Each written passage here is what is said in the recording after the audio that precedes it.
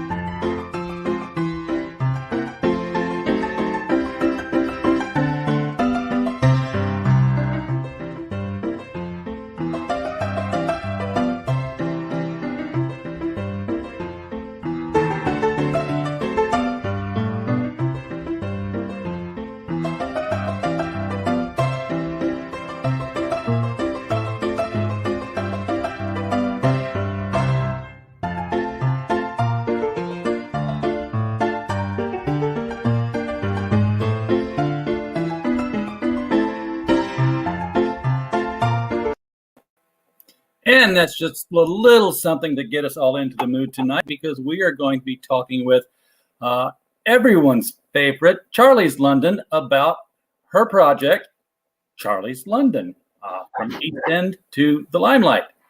Hey, how you doing? I'm doing great, Charlie. How are you doing? You still awake?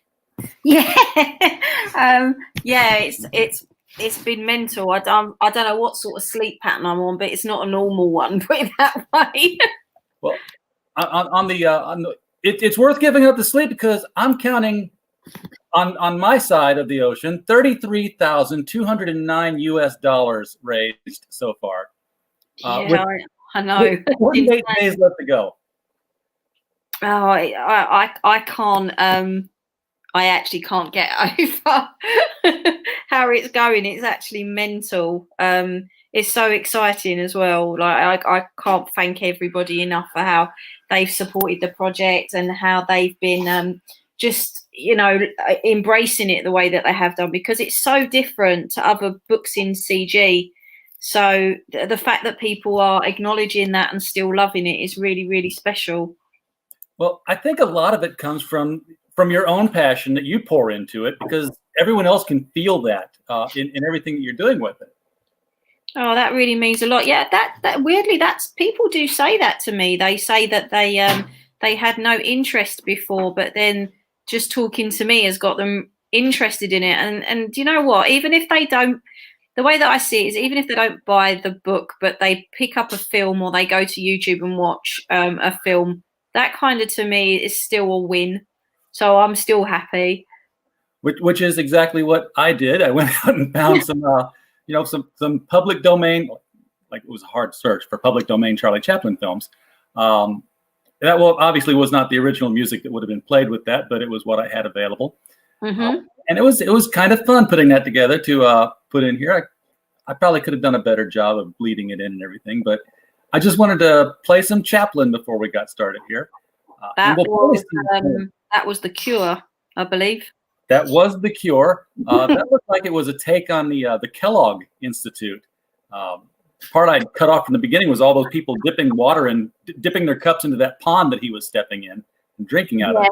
Yeah, I think if I remember rightly, he accidentally knocks bottles out of the there's a balcony. I think there's some, I haven't seen that one for a while, but there's something, because that's one of the shorts. And I think there's something in there where the water fountain ends up getting polluted with alcohol, and everybody just ends up being completely and utterly drunk, staggering around the health spa. That sounds like something that would happen in a slapstick comedy like that. Yeah. What I noticed was that when he was going in and around the revolving door, his hat and cane get knocked off, and they're on the sidewalk outside, and they're laying there, and he gets jammed on the inside of the door, and then suddenly they're back on, and he hasn't gone back around like, well, when'd you go get the hat? Yeah, he does. There's a great gag. Oh God, I can't remember what film it's in now. It will come to me because there's so many of them. Where his wife, is it? No, hang on. His wife goes, unless you give up your drinking, I won't return. I won't be. You will get divorced.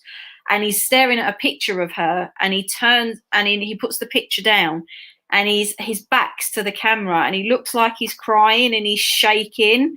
And it's not until he turns around you realise that he's mixing a drink. That's like the American joke over here says, my wife told me she was going to leave me if I didn't give up fishing and drinking. God, I'm going to miss her. Yeah. So I see that same attitude in what you just described there. Please share the picture up here for a little bit, because like I said, you're at 33,000. I don't know if that's moved today or not. Yeah, it has. It's moved by 3 backers today. Well, that's great. Every backer count. I think we were all on YouTube and on Indiegogo on day one, on launch day. You had everybody behind you watching this thing like, is it going to get funded? Is it going to get funded? And of course, it got funded in 24 hours. It was funded in an hour. In 1 hour, yeah. Yeah. It was funded in an hour, and people were saying to me, you've set your funding goal quite high. Are you worried about that? And I said, well, I'm not going to set my funding goal low for the simple fact that I'm trying desperately to be a realist, and I know how much this project's going to cost me. And my attitude was, as long as I meet my funding goal, and means everybody that wants the book gets their book, everything else is immaterial. Because for me, the bottom line is I just, and I know it sounds like a really cliche thing to say with such a successful campaign, but if you was to talk to anybody who spoke to me from the very minute that I got that contract, my attitude was, I'm not thinking about the money. I just really want this book out there that I can have it in my hands and be proud of it. And that's still the way that I feel, because I just feel if you go into this business and you go into crowdfunding comics with the attitude that you're going to make a huge amount of money on your first book, you could potentially be setting yourself up to have a bit of a sour time. Oh, absolutely. If you're realistic and you go in and you think, right, okay, my first book might cut even, but everybody will see that I'll deliver. Everyone will see that I'm trustworthy with their information. They'll all see that I'm professional on streams, I'm professional on social media, all these sorts of things. I'm confidential, whatever the situation is. They will back your next one, and then the more you do, the more you back, the more successful you'll be, and you'll have an affluent campaign. But I think that's where a lot of people have made the mistake in the past, that they have been unrealistic with where they're going to be with this. Well, yeah, I think a lot of people the attention gets shown on the high performing campaigns. Your Ethan Van Sciver's, your Richard C. Myers, and it's real easy to look and say all they did was open a campaign and put a picture up and made money.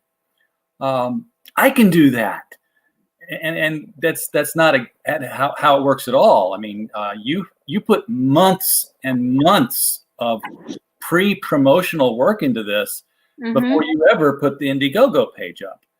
And that's why people were, chomping at the bit and ready to go as soon as you launched. We were all literally that Futurama meme where he's like, "Take my money," waiting in line.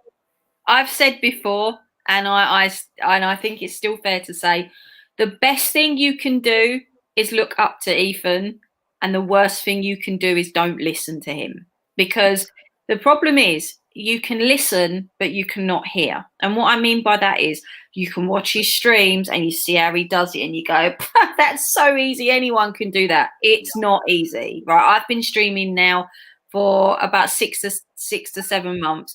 One of the people I stream with is here in the chat, Mandy, who I love dearly.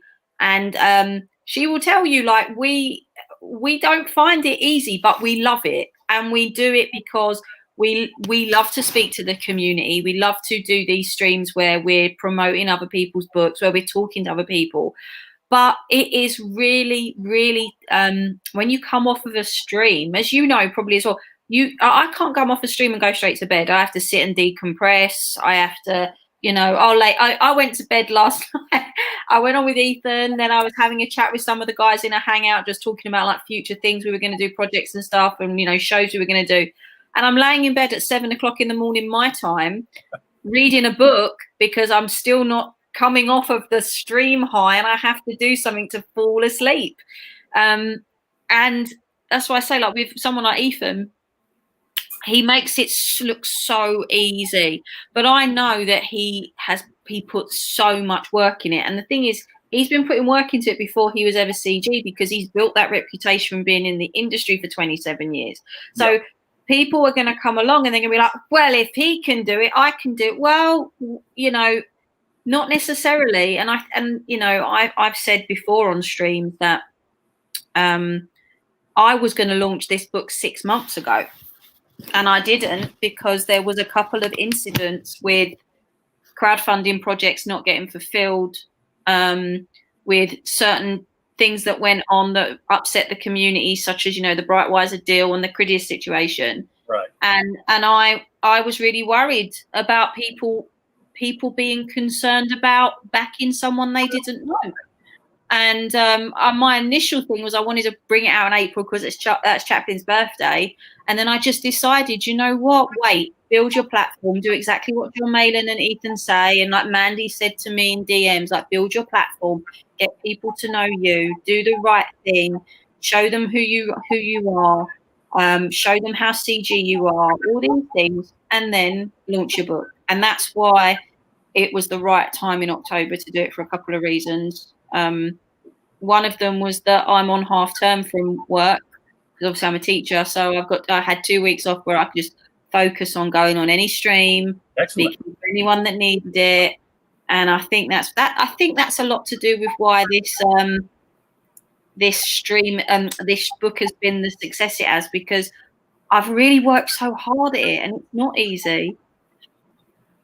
No, nothing that's worth doing is going to be easy at it. And even Ethan's streams, the success he has at his streams, go back on his channel and dig stuff up from 2.5, 3 years ago. He's not the same smooth talking YouTuber he was then. I know this because I did not a stream with him, but we did a joint video. Our readers had elected him as the comic book artist of the year, and this was for his work on Hal Jordan and the Green Lantern Corps. Mm-hmm. And I did the video of presenting the award, and he did a video of taking it from the other side, and he put it on his channel.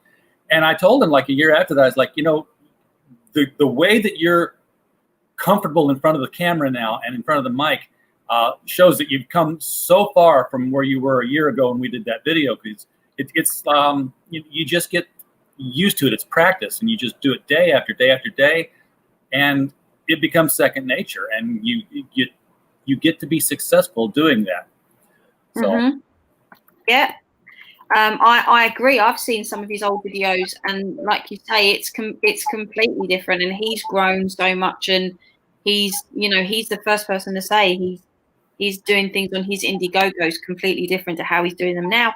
And that's incredible. Like, that's incredible. And I think one of the reasons when I say to you, I listen, I make sure I listen and I also hear, is that he does, like I say, does make it seem easy. But if you actually listen to what he's saying, he gives a lot of really good advice. John Malin, like I said, Mandy as well. There's been so many people that have said to me, even like Optimus Deadpool, part of the Graded guys. He's brilliant as well. Like, he was helping me how to set up the different things on the campaigns. Peter Sametti was another one. He was telling me how to sort the add-ons out. There's so much help out there. It's a network. It really is. And I'm really proud that this book has been showcased in such a way. Well, one of the things that has become very important for crowdfunding these days has been the video. It's just if you have a good video, it speaks to what you're putting into your product. It's like, if you cared enough to put something here at the very top that's not the product, that you're not going to get paid for, you're just advertising the product, then it shows, your character and how fastidious you'll be about the actual product. So with that in mind, let's take a look at this video that you put together for Charlie's London. Mm-hmm.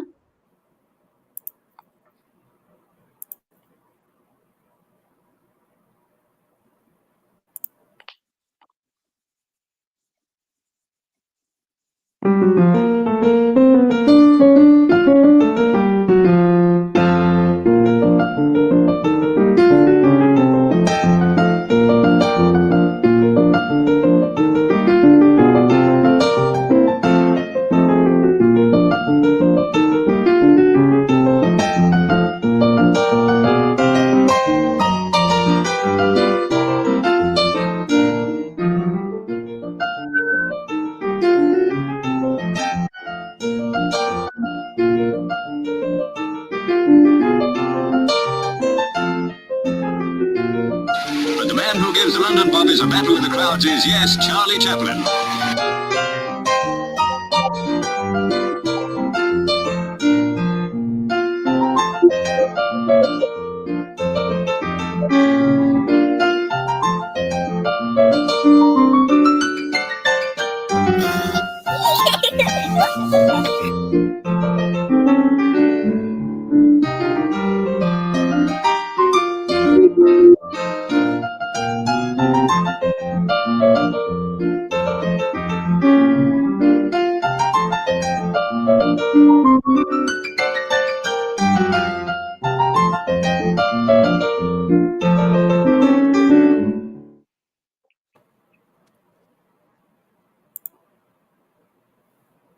And that is just a very cool product that's going there.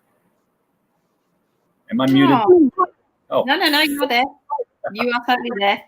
Because it's would not be the first time that I've not unmuted myself after playing a video.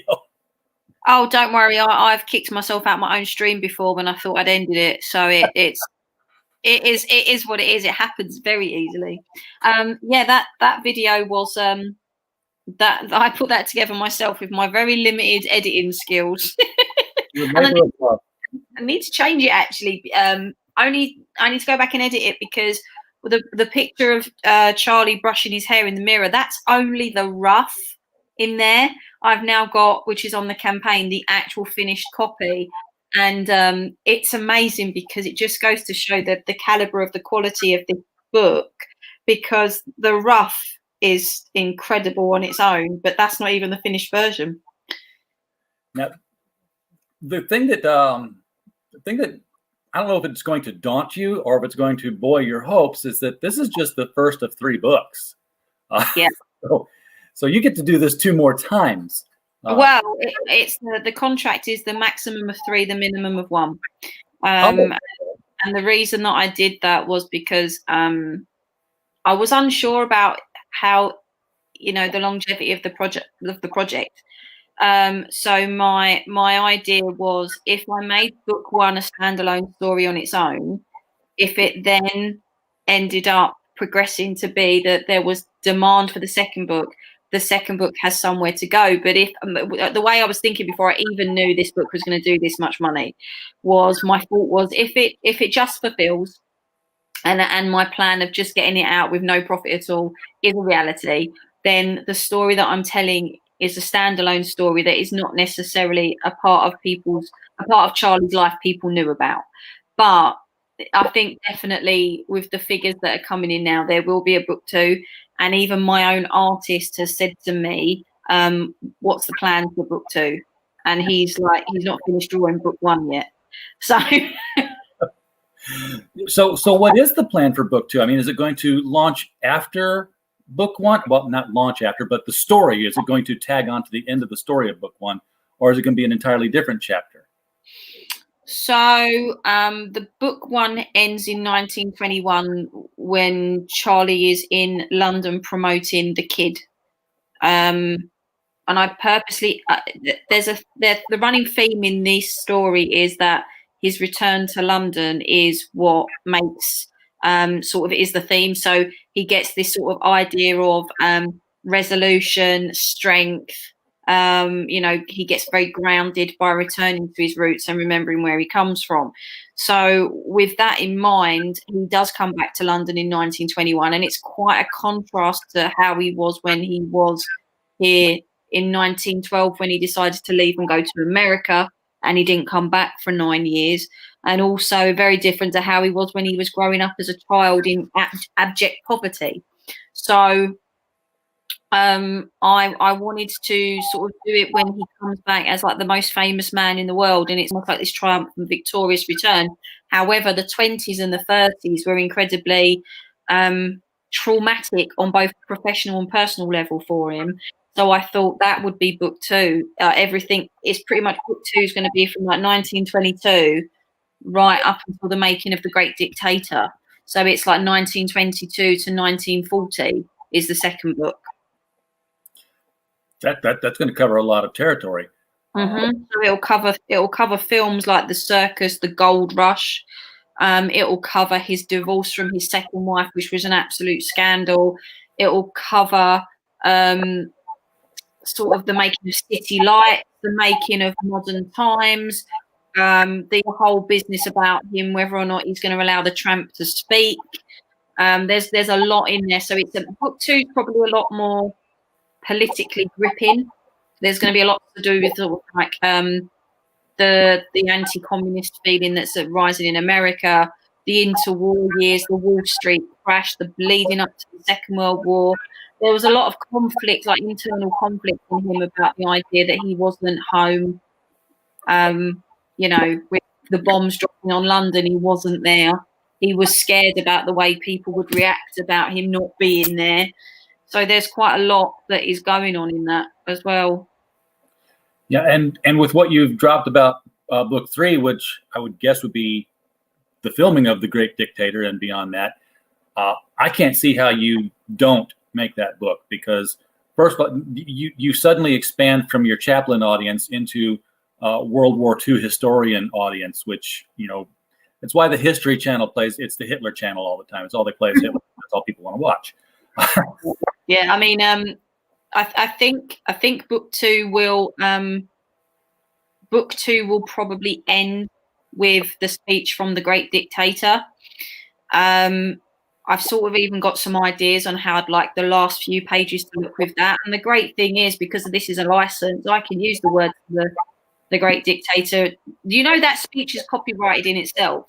I did not know. Yeah, that speech is copyrighted in itself. Some quite famous artists have used it for different things, and they've had to, get permission and have special sort of things written up and so on. So yeah, it's got a whole life of its own, that speech. So I think I've got some ideas on how I'd like to end that. He had a friendship with Winston Churchill, so I'd like to somehow include that as well. So it's, like you say, you're getting a lot of different audiences. And the thing that I'm loving about this book is that I'm transcending different audiences, even with book one. I mean, I went through the other day and I was looking at sort of, my backers and looking at things and just working out some stuff. And I worked out that by looking at, names I recognised in chats and names that I know who have followed me on Twitter and Facebook on my Charlie's London page that's got about 5,000 followers on it on Facebook, I sort of worked out that about 60 to 70% of my backers are CG, about 30 to 40% of my backers are my silent film followers. So it's not 50-50 by any means, but it's definitely that there is still a larger audience that is being pulled into the project from both sides. And that's really, really important because it's showing that it's got a far-reaching approach, which I really, really wanted it to have. Yeah, the more audiences you can reach, the more circles your Venn diagram intersects with, the better your chances are. And this one's got it's obviously got great chances. Its performance speaks to that. But take a look at some of the perks that are in here. You got the featured perk, which is all 3 covers. 65 pounds, $84 at the moment. I don't know, because I haven't paid attention to that level. Have you noticed if has anyone said whether or not the currency conversion changes daily, or if it's just this is what it was at the time you put it up? Do you know, I don't know. I have noticed though that there's a fluctuation with the amount. As in, like it won't, my backers won't change, but there might be, say, about 10 or 15 pounds difference or something one day, and then all of a sudden it's a different amount the next day. But I normally look at the backers, because if the backers are exactly the same, I know it's a fluctuation of currency. Okay. It doesn't seem to change on, I suppose it must change on the products itself. But I looked at other campaigns and what they were charging for very similar products, and I just tried to go with what I saw. I mean, all three covers is the featured tier. But what's actually outselling this one is the what you call the subscription tier. It's actually the Keystone Kit and Caboodle tier, which is right at the very bottom, which is right at the very bottom. It's the last one. It's £150, which I think is about $193. But every single that's the one. Every single thing in there, the stuff that comes in there is just incredible. And equally, when whatever things that are new get added onto the campaign, it goes automatically in there. Oh, so this could be a bigger box than what you think you're buying. Yeah. So if you click on it, there's a lot of stuff in there as it is, but since that's been done, you are also getting now the Carl Stefan cover has now been coloured by ink spots. You will now also get that one in there. It is a tier. It is a perk on its own. It is a product you can purchase on its own. And equally, I'm in the process of sending out an email. It'll probably be tomorrow morning now, my time. But it will be anyone that's purchased Carl Stefan's cover as an individually, or as the 3 tiers cover. I'm going to send them out a secret perk link that they can purchase that extra book at no additional shipping cost. Very cool. I'm seeing Billy Tucci exclusive pinup. Was that always there, or was that added later on? No, that's always been there. You can't, once the campaign goes live, the minute someone buys one of these tiers, you can't edit them. That's been there from the word go.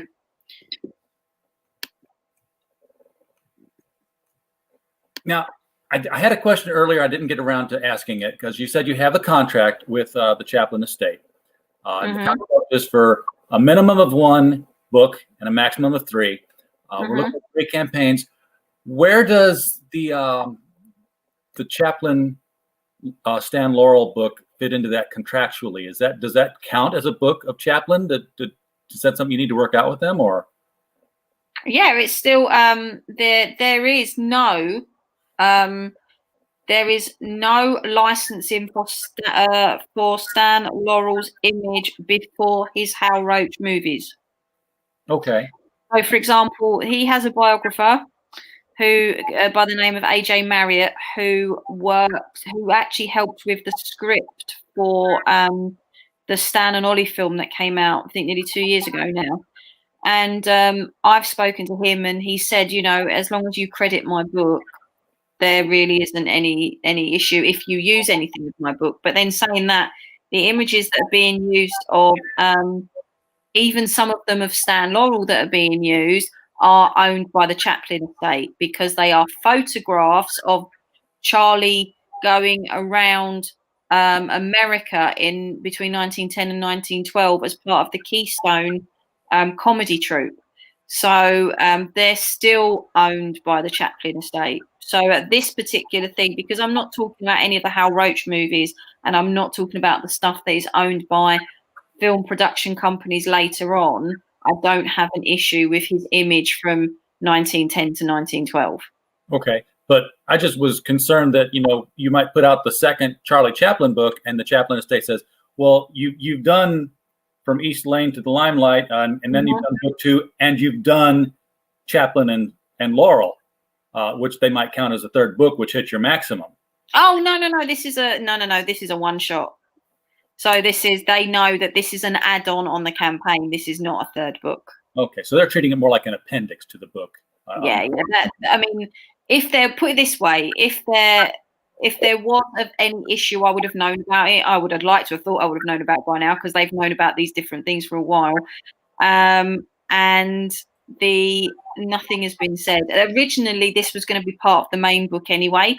And the reason that it wasn't was because I didn't want to take the story off on a tangent as much as I wanted to tell this story about Stan Laurel and Charlie Chaplin. So I decided to make it a one-shot, because my thought process was, and I've seen this because of the sales of this book, some people have bought it who are Stan Laurel fans and not Charlie Chaplin fans. They just they're actually completists of certain things, like they want it because it's got Stan Laurel in it.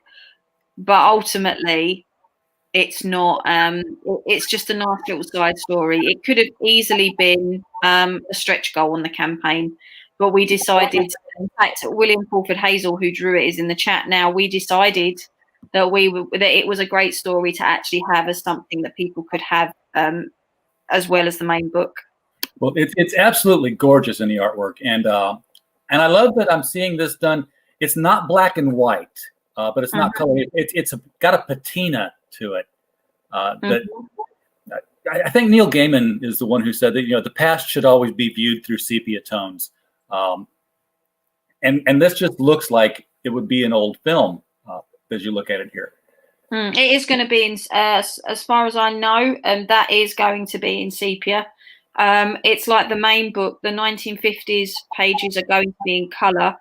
The 1800 stuff, so his early childhood right through until he leaves to go to America, that's in sepia. So that would fit quite nicely with that book as well. And the silent film era is going to be in black and white. So it's keeping the sort of idea that you're using color to tell time. And I love that kind of thing too. It's symbolic of what they did in The Wizard of Oz as well. Black and white over the color one. So the stretch goals, are there any left because you obliterated them so quickly? I was Statistical Zero, who's done the children's book in this, said to me, you should set your stretch goals as higher. And I was like, no, because I want everybody to get this. I'm worried that I'm worried no one's going to get them if the stretch goals don't get hit.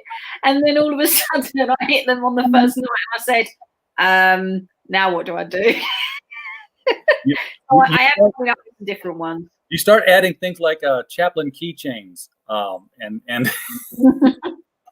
and stickers, more stickers, more buttons. Just and this is the print that's drawn by you. Mm-hmm. So you are an accomplished artist in your own right here. Well, I drew that picture when we was in lockdown. I drew that just because I wanted to draw something, and everybody kept saying to me, "No, add it to your campaign. It's actually really good." And I was like, "Really?" And they was like, "No, seriously, but sign it." So I'm going to get them printed, and I'm going to sign them in probably something like maybe a silver Sharpie or something. I think it would look quite nice on that. Yeah, absolutely. It really is very good. So this is everybody who went in at any level. Is that the way stretch goals work, right? Mm-hmm. You've got the basic. You're getting the stretch goal. Mm-hmm. And these are this is the funding goal, which was 10,000. All backers including the Carl Chubb Stefan beautiful cover as a virgin print. Now, That picture there, that you just saw, the little one, the cartoon one, yeah, that is by 6am Comics, who does a lot of CG caricatures, and he that's meant to be me and Charlie, so that's going to be a sticker for everybody. that'll be one of those probably a die cut sticker too, trimmed around the edges. Perfect. That's going to go on the back of my laptop. But I was thinking that the Carl Chubb print. That's this third cover here. Yeah. With Charlie sitting as a giant on the corner of the theater. Yeah. So that's going to be a virgin print, which basically means no indicia in the corner. And yeah. Well, will it still say Charlie's London and the subtitle at the bottom, or is that going to be gone? It's going to be a complete virgin print. The idea is that these which I think it's the all covers tier and the Keystone tier. You'll get all of these, and they'll be in a package with so they'll be packaged as prints, and they'll be 11.5 by 8.5, which is roughly A4, we call it here. And so you could frame them if you wanted to, and they won't have any of the writing on, so you could do whatever you liked with them. That's what I wanted. I wanted the people that backed it to have the images in their full glory without the writing on it. I suppose if I had just scrolled down another inch from having read it here, I'd have actually seen no title, and that's still such a. It's just like it's so iconic, and it's something that you would expect. I don't know how to say this without sounding insulting to your campaign, Charlie. This is something you would expect to see in a Hollywood magazine that the high-paid caricaturists are getting paid to do covers for and inside interiors for. Yeah, that's what I was looking for. And maybe it will end up there someday, and they'll have to get it from you. Oh, I hope so. I mean, this is the one thing I wanted for this campaign was it had to look sleek, it had to look professional, the art had to be top quality, and it's ticking every box so far. So I'm so happy. Mission accomplished. Yes. 20K stretch goal. This was the one I was watching for because now we get this extra comic. This is a children's comic, and this is the kid. Now this is drawn by Statistical Zero and you. So are you drawing on this one as well, or are you just writing it? No, we're coming up with the ideas for the story together, and he's drawing it. The idea was that we thought about. Well, actually, I'll tell you how it started. He's doing the sketch cards for the Keystone tier. I used to watch him draw his lovely little caricatures of CG characters, and I got talking to him because I did a fans hour show once, and he came in the chat and he was talking about his love of silent films and how he was really excited about the book. So we was DMing and having a chat, and he then started drawing little caricatures of Chaplin and me and the other members of like the CG UK guys. And then I just approached him and said, like, would you do something for my campaign?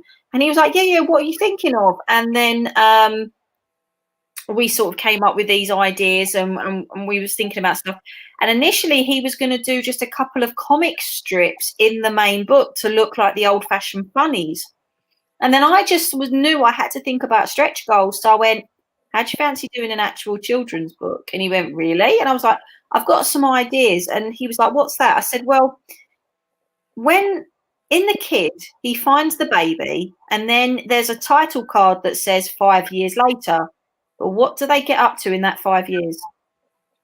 There's no, there's not even a little film being made of that. There's no cartoons being made of that. Let's see. Let's make a book. So we've just come up with about 4 or 5 little short stories. I think it's going to be about 24 pages. And it's just little silly adventures that they go on together, like, wheeling and dealing, running away from the law, getting themselves into trouble all the time. Very, very slapstick, very silent film. So like in this one that we're getting to see here, he's reached into the keep out, he's picked the flowers. there is, of course, the gendarme getting ready, giving him the side eye and chasing him down. And here we are on the run and close up on the flower. That's a very cinematic closure, actually. Yeah, I mean, what there's a few pages missing from that, but essentially what the story is that he's selling flowers on the corner of the street and he runs out. So the kid goes off to try and see if he can find some new ones, and he finds this beautiful house with a beautiful rose garden in the front of it with the sign that says keep out, and he's like, that's not going to stop me. So he goes and nicks the flowers. The policeman, like you see, sees there. He takes the flowers back to Charlie. Charlie's got no idea what's going on. He just thinks he's got these flowers.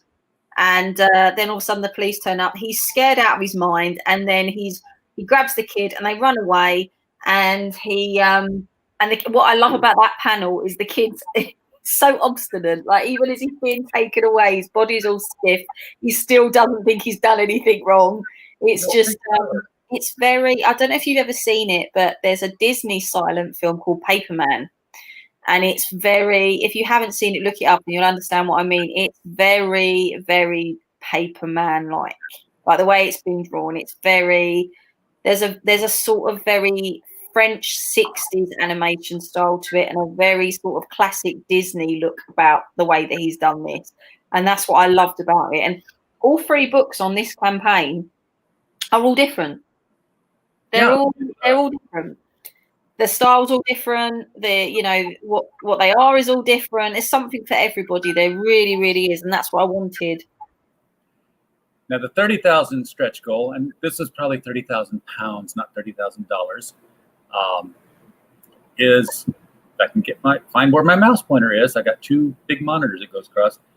Is the colorized cover?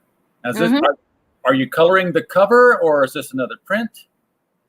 Right, so it is there. What I'll do is I'll bring it up here so you can see. I'll just share my screen so you can see it in all its glory. Because sadly, it doesn't come up very big when you have it on the campaign. So this is the cover. And that is now, I suppose you could say, cover number 4.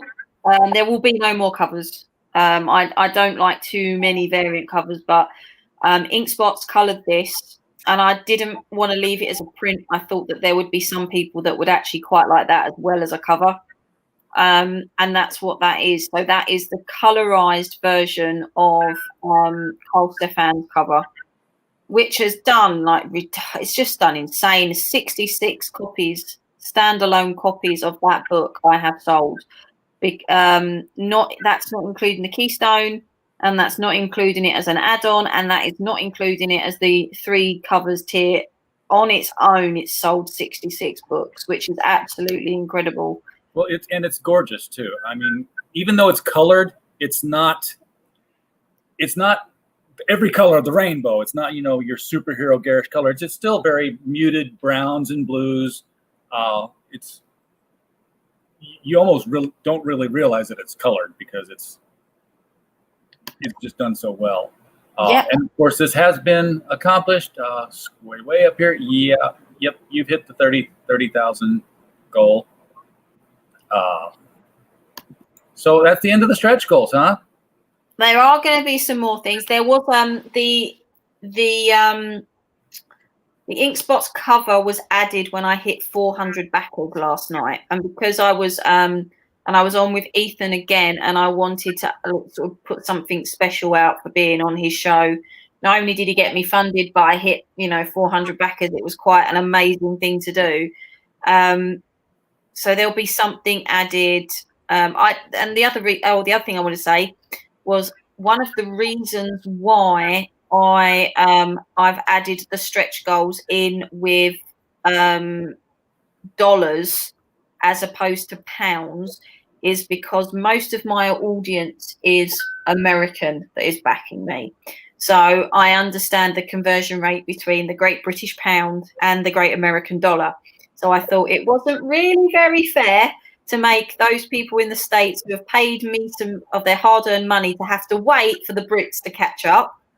Well, however, not only that, but we had to go through the conversion rates. Like, yay, we hit the stretch goal. Wait, it dropped. Okay, we're back in the stretch goal again. Yeah. So I thought, well, you know what? I can give the best of both worlds. I can let, as far as I can let the Americans have them when their money says that they should, and I can let the Brits have it a little bit earlier. So so that was the perfect thing to do. That's why I know that some people advised me, and I didn't. It wasn't I didn't want to do it, but I just didn't want to confuse myself. But some people went, you should do your stretch goals by your back accounts and not necessarily the money.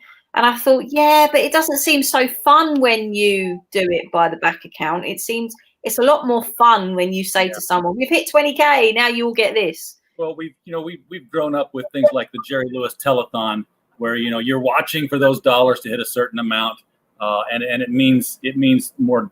It means something with dollars. Sure, you got backers, but if they all backed at the give me $1 just to support the campaign thing, it doesn't really help out that much. Yeah. Another thing people do is the little chain link that's at the bottom right corner of the top section there, where you get the link to the campaign, which is of course what we used to refer people to your campaign down in our description. Mm-hmm. So if you haven't backed this yet, we'll forgive you if you go click now and get over there and get behind this thing. But that's a referral that will show that it definitely came straight from me.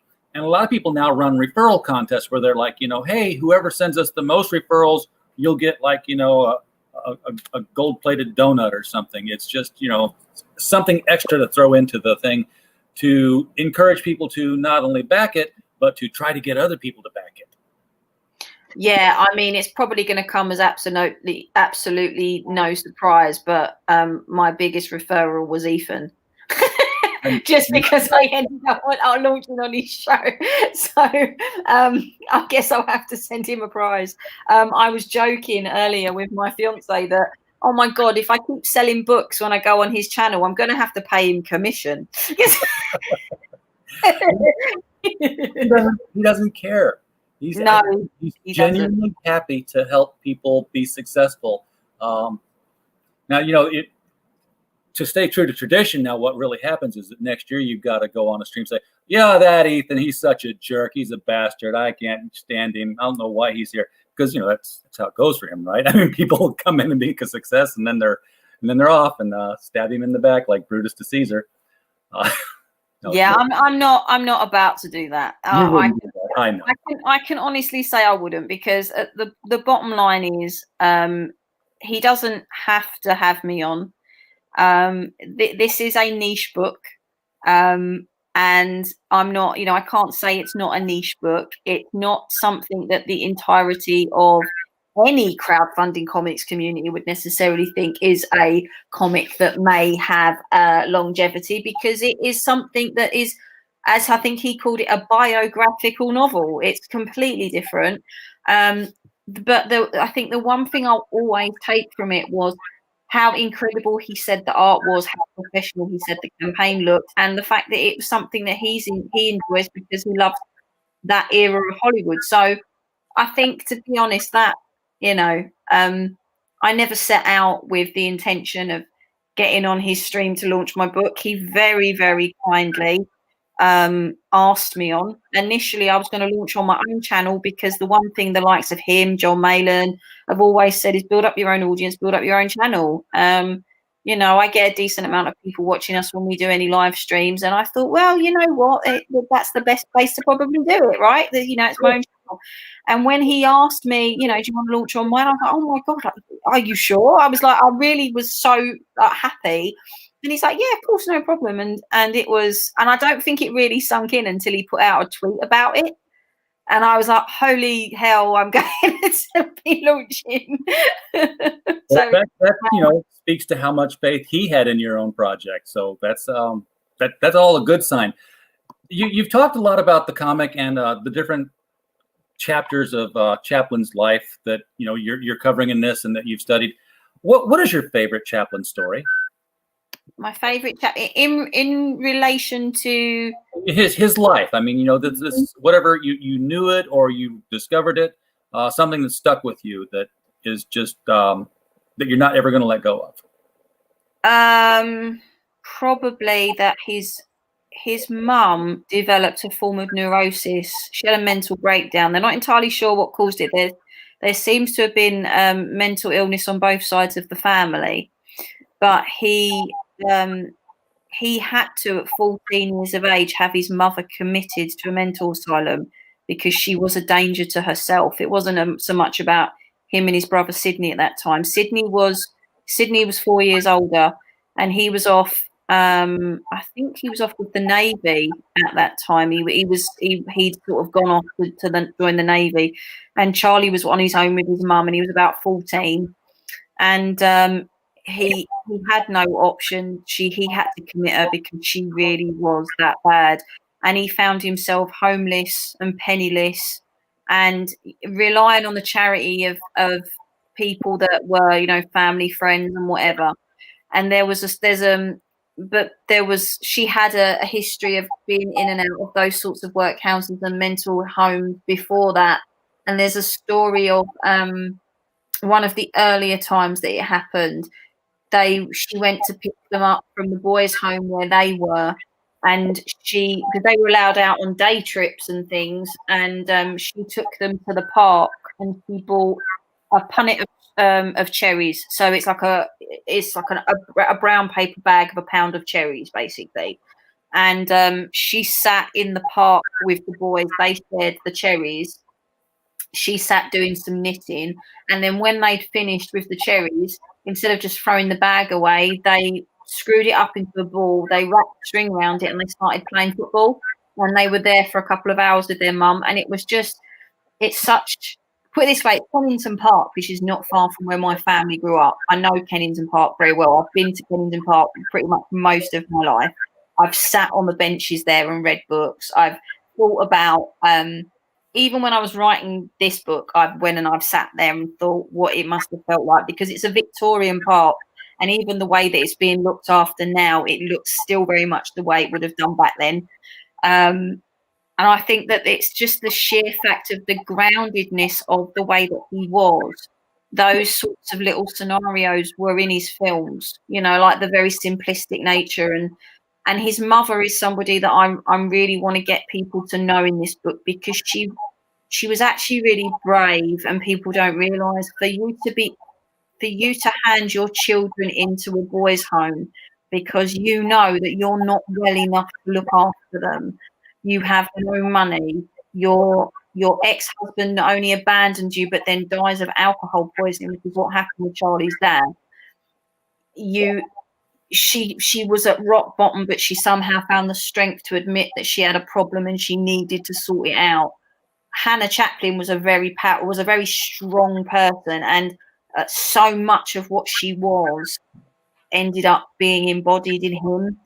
And that's why, if you go back to the campaign and you see the pages on there, you'll see that there is actually a page where he's on the set of one of his films, and as he's taking his cigarette case out of his pocket, he pulls out the photo of his mother.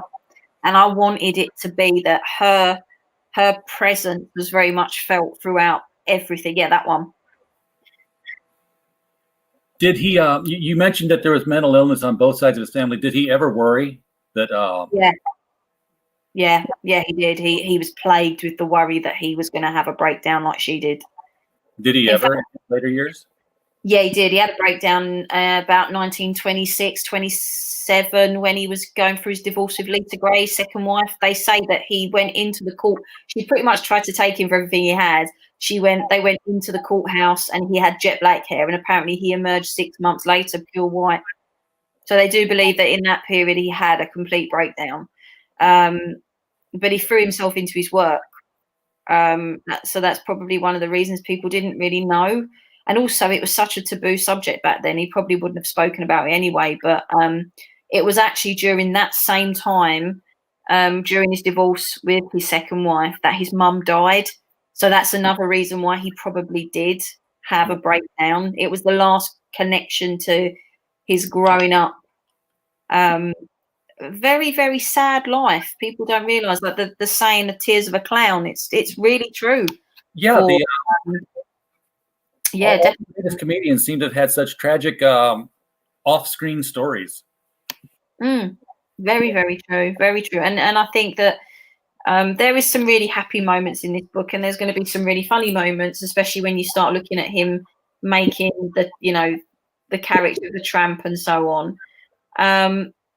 And it's just absolutely brilliant. I can't fault it. I'm so happy for how all of it's turning out. Well, I think one of the things that's going to surprise you when this is all done is the longevity that this book is going to have. Because there are so many graphic novels out there, CG, not CG, mainstream, that you get your Justice League or your Avengers book or your X-Men book, and you've read it, say, oh yeah, this is a great adventure, I'm happy with it, or not, and it either goes on your shelf or to half-price books. This is biography, and this is not a fantastic look at what if this happened while this was all going on. This is straight reporting of his life. So this is going to be, basically looked at as research by future cinemaphiles and people in the Chaplin estate. The future Chaplin estate is going to be looking at this and holding it up. So you've done something more than just, make a comic book that you can say, hey, look, I made a graphic novel. You've made something that's going to last here. Yeah, I really, really want that too. And it's based off of two books. It's based off Chaplin's own autobiography, and it's based off a book by a man called David Robinson. The book is Chaplin, His Life and Art, and they are the two iconic books to do with Chaplin. And so my plan is, they're both quite hefty books as well. They're both quite big books. So my plan is that when my comic is the bridge between. So what I really want people to do is read the comic and then go and pick up those books, because they're the academic books, and then get to real grips. And then once you've read the books, maybe watch the films and then read the books. You might even find that someone will read the comic and go, oh, I remember that film, or they'll read it alongside seeing the films and see where the bits and pieces have come from. Well, you should be very proud of it. Like I said, it's not just that you've got something that the Chaplin people are going to look at, but you've got something that the general audience is going to look at and say, oh, this is what comic books can do. They can tell this kind of a story, and it's. If you're not proud of yourself, I'm proud of you, damn it. I'm very proud of myself, and I'm proud of every single person that's worked on it. I'm the face of this, but there's definitely a team. And when I turn around and I say to them, I feel sometimes like I'm doing the least, because I've written the book and I'm editing it, but like, these guys are putting in this amazing art. They always say to me, yeah, but we couldn't have got the license to do it without you. So I take that on board, and I when this is over, once the 60 days is over and I'm fulfilling, I will sit back and I will have a moment to reflect. I think once I get the proof copy in my hand and I see how this is going, I think I'm definitely going to be having moments of, wow, I really did this. There's no feeling like that, getting that first book in your hands. So we have hit the 1 hour mark. Charlie, it's been a pleasure, as always, having you on the stream and talking with us about this. Congratulations on such a blockbuster release of this. I can't wait to see what the last 48 days of this have to do. I'm guessing that by 48 days, everything's going to be done. So if you couldn't launch on Chaplin's birthday, maybe you'll be delivering on it. That's the plan now. That's the plan, that everybody will have the books in their hands by the 16th of April. That's what I'm hoping for. I mean, I've to be honest, I've vastly overestimated the distribution date on purpose because of COVID and stuff. Sure. But it will be in and around that date somehow, definitely. All right. Well, again, thank you for coming on the stream. Everybody in the chat, we always appreciate you coming by. We couldn't do the show without you. If you are interested in coming by again tomorrow night, we have Jimmy Gownley, the guy who did the Amelia Rules comic books that you might be familiar with. He's going to be talking about his Scholastic graphic novel that's being released, 7 Good Reasons Not to Grow Up. Mm-hmm. I'm sure I could think of more than 7, but it's already too late for me. And Amen. yeah, I got old, but I didn't grow up. So with that, we're going to close out the stream and wish everybody good night. Good night, Charlie. Bye. Hi. Thanks for stopping by for another Critical Blast. The internet is a big place, and we know there are lots of other places you could be other than here, and we appreciate you being here immensely. If you enjoyed this kind of content, we hope you'll return for more. If you click the subscribe button, you'll get a little notification of when we produce new video content. If you would like to help the channel out, there are many ways to do so. Just visiting our main hub, criticalblast.com, will do wonders. But if you're more of a show me the merchandise type of person, there are links in the description of this video to our t-shirt shop, as well as links to Amazon for the books we publish under the Critical Blast Publishing imprint, including the urban fantasy anthology Gods and Services and the YA superhero novel Bulletproof by Stephen J. Mitchell. Thanks again for visiting this video. We hope you had a blast.